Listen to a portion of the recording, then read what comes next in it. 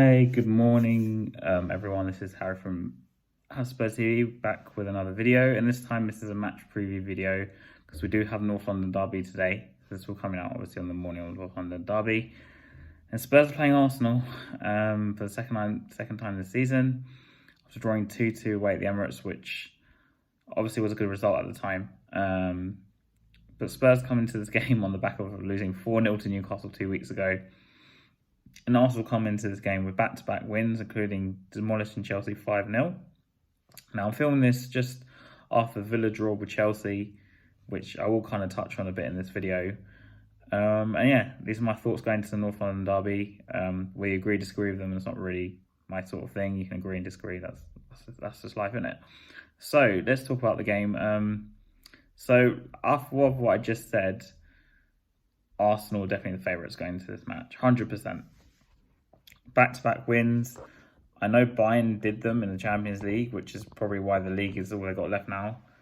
And yeah, should Spurs be confident? Will Spurs play like Bayern Munich today? I don't think so.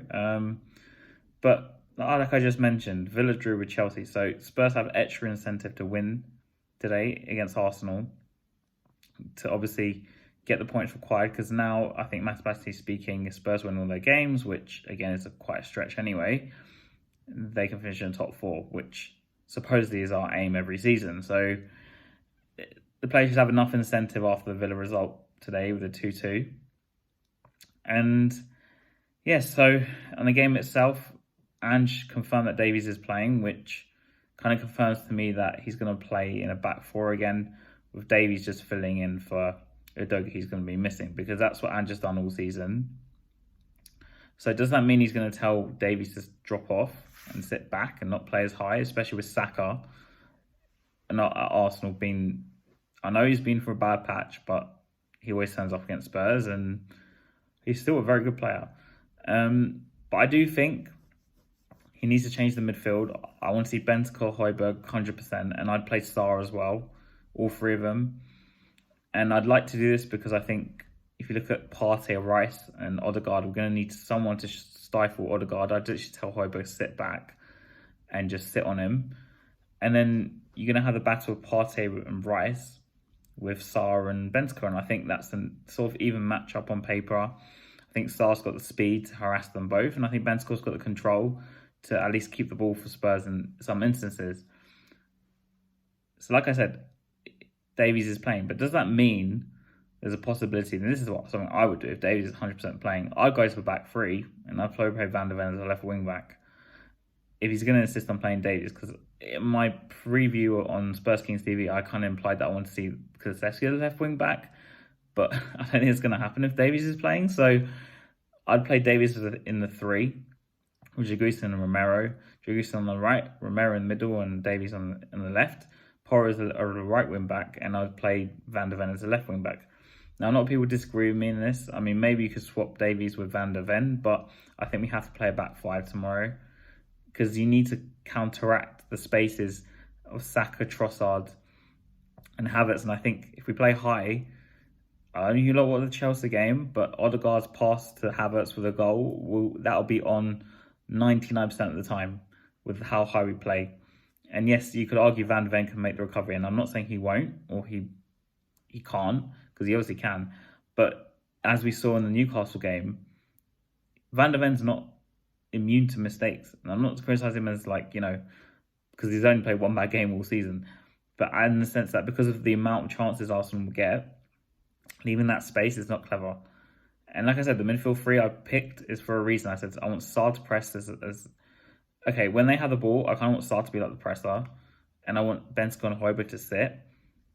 But like I said, if you can have either Sarr, or if Højbjerg's going to sit, Højbjerg to sit on Odegaard if Odegaard's going to play high, have Sarr as like a presser, and Bentancur as like the controller.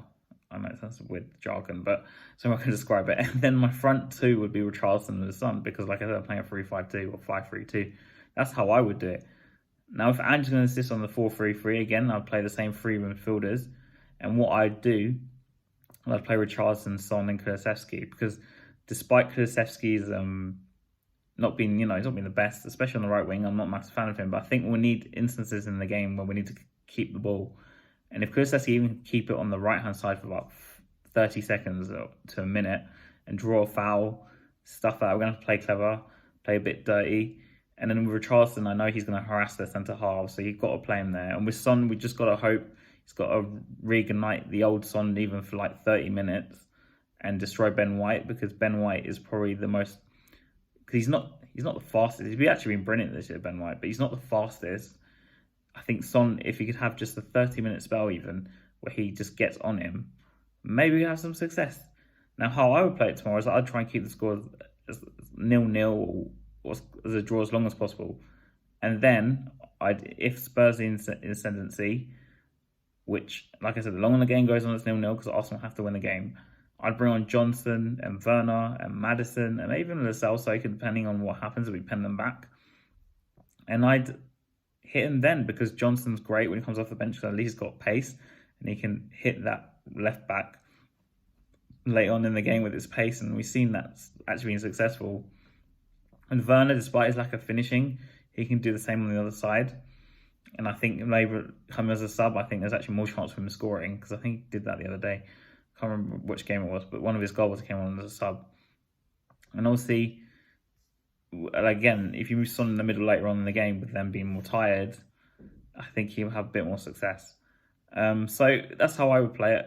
How Ange's going to play it, I just expect the same predictable stuff. The pie line, I think Havertz will get in behind, and I'm sorry to say, I think Havertz will score tomorrow 100%. I think Saka will probably score, and if Ange carries on playing this way, we're going to lose 3-1.